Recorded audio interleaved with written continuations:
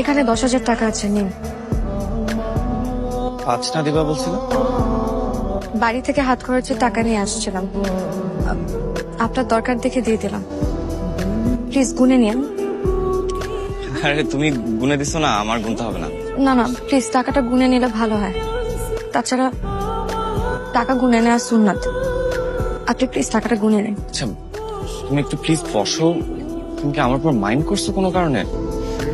আমার টাইম নাই ভাইয়া, টিউশনে যেতে হবে। আসি।